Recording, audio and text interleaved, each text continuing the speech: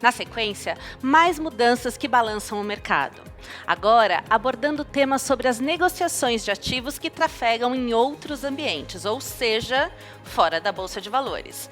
Para entender os prós e os contras desse mecanismo e como ele acontece em outras partes do mundo, trouxemos uma reportagem exclusiva, Operando fora da Bolsa, efeitos colaterais, com o jornalista Paulo Cabral. Vamos ver?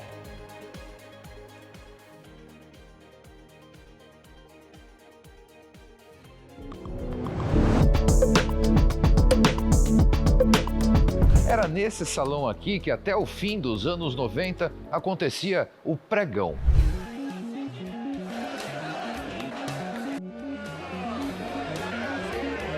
Hoje, todas as compras e vendas feitas por investidores no Brasil passam por aqui, um sistema totalmente eletrônico que gerencia em média 10 milhões de operações todos os dias.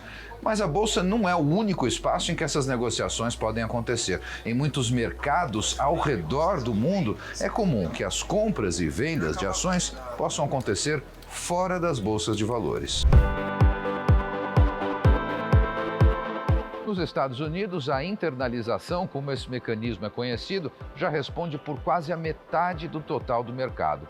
E aqui no Brasil, o tema já começa a ser parte das nossas discussões. O Justin Schack, da Rosenblatt Securities de Nova York, é um grande especialista em estruturas de mercado e vai conversar conosco sobre o que vem acontecendo em outros lugares do mundo quando o assunto são os negócios fora da Bolsa. Justin, começar pelo básico. O que é internalização? Basically, internalization is if a broker executes a transaction without exposing it to the wider marketplace.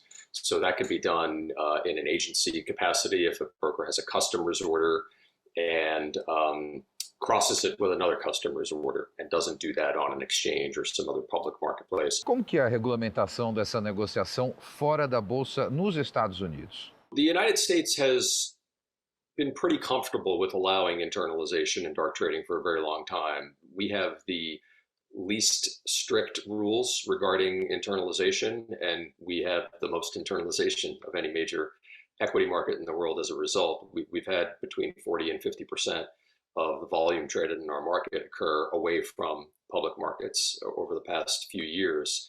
That's starting to change a little bit now. The regulators are taking a very close look at what's happened over the past few years, that increase in off-exchange market share, and maybe thinking that it isn't the greatest outcome, and they might try to implement some new rules to change that. And that's really where Europe has been for a little while now. Europe has been, I think, more concerned about that on-exchange, off-exchange, or lit-dark balance and trying to do things to encourage more trading to be done on lit public.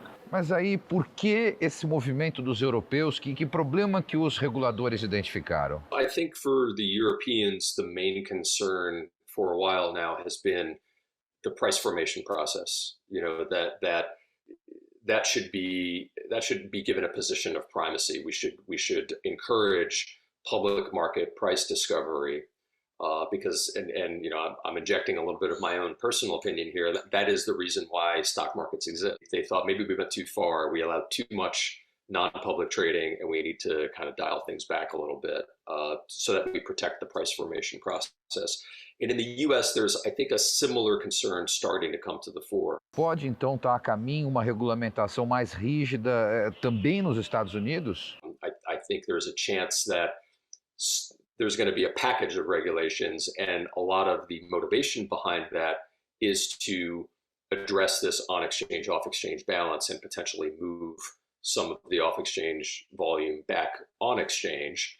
But it's hard to say whether it will be successful until we see the details.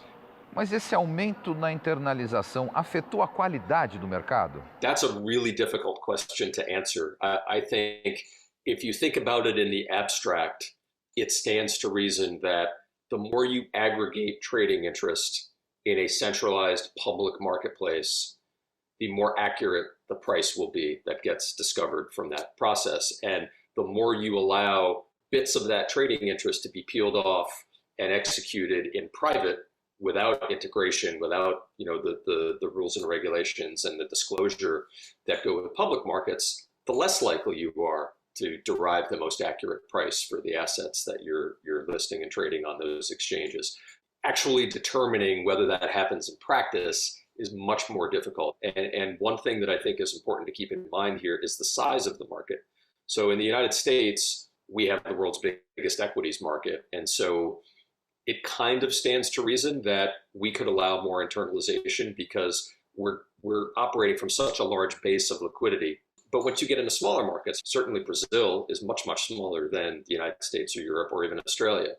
And that's where I think you might need to be a little more conservative and be a little more strict with the regulations to protect that price discovery process. E no momento em que o Brasil trabalha na regulamentação desse setor, que lições dá para aprender do que já foi feito fora? The question I would always ask if I were a policymaker is, thinking about the stock market as an example, are the issuers who are the end users on one end of the marketplace getting harmed?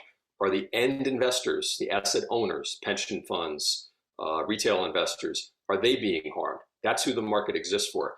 Everyone else is some level of intermediary, and they're always going to complain about various things, about their cost of doing business, about regulations being too onerous and too time consuming.